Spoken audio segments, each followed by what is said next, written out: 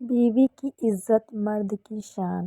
بیوی کی عزت تمہاری مردانگی کی پہچان ہے۔ اگر تم اسے دوسروں کے سامنے نیچا دکھاتے ہو تو تم خود کو نیچا کر رہے ہو۔ اصل مرد وہی ہے جو بیوی کو سب کے سامنے فخر سے اپنا کہے اور تنہائی میں اس کا محافظ ہو۔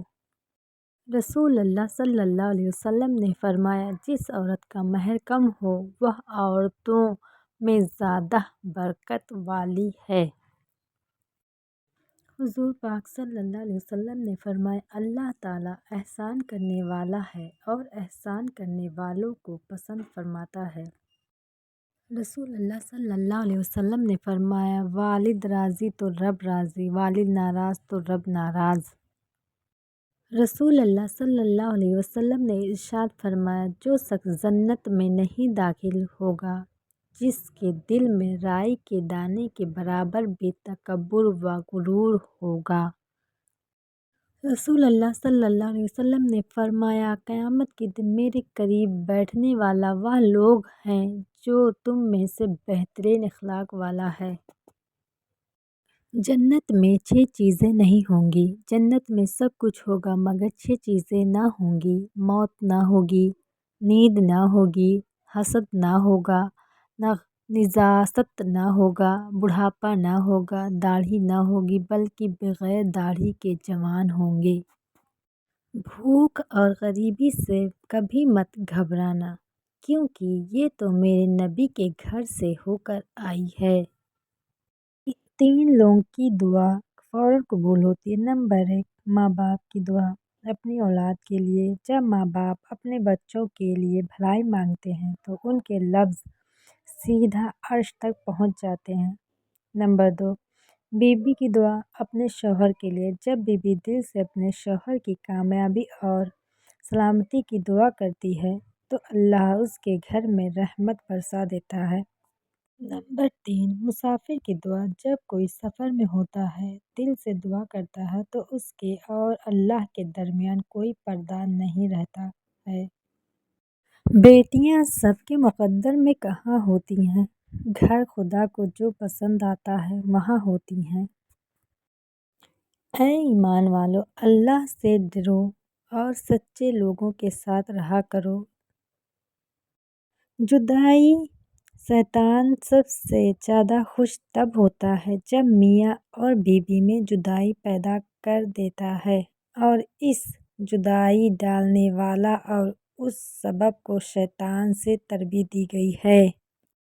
طوق کسی کا حق کھا کر انسان دنیا میں تو خوش رہ سکتا ہے مگر قیامت کے دن وہی اس کے گلے کا طوق ہوگا۔ حق نکاح کے بعد عورت کا اصلی گھر اس کا سسرال ہی ہوتا ہے اور ماں باپ سے زیادہ حق اللہ نے شوہر کا رکھا ہے۔ رسول اللہ صلی اللہ علیہ وسلم نے فرمایا، صدقہ کرو کیونکہ بہت زیادہ لوگوں پر ایسا زمانہ آئے گا جب ایک شخص اپنا صدقہ لے کر پھرے گا اور کوئی اسے لینے والا نہیں ملے گا۔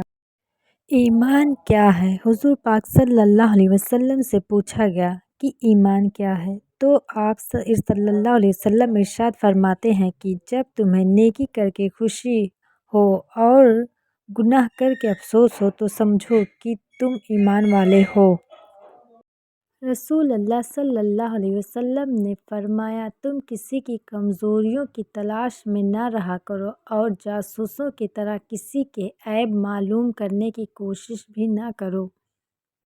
نماز کے 7 انعام۔ نمبر 1، روزی میں برکت۔ نمبر 2، تندرستی صحت۔ نمبر 3، نیک اولاد۔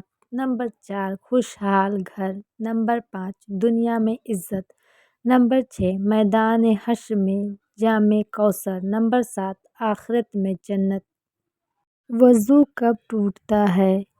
وضو 8 چیزوں سے ٹوٹ جاتا ہے۔ نمبر 1، بے ہوش ہو جانے سے۔ نمبر 2، منہ بھر کر الٹی ہونے سے۔ نمبر 3، مجنون یا پاگل ہونے سے۔ نمبر 4، نماز کے حالات میں ہنسنے سے۔ نمبر 5، خون بدن سے نکل جانے سے۔ نمبر 6، ٹیک یا سہارا لے کر سونے سے۔ نمبر 7، پیخانہ یا پیشاب کے راستے سے کچھ نکل جانے سے۔ نمبر 8، ہوا کا خارج ہو جانے سے۔ اللہ کی دی ہوئی ڈھیل کو اپنی چالاکیاں مت سمجھو، جس دن اس نے رسی کھینچ لی منہ کے بل گرو گے۔ 786 کا مطلب 7 آسمان ہے اور 8 جنت کے دروازے ہیں۔ 6 دن میں اللہ نے یہ پوری کائنات بنائی۔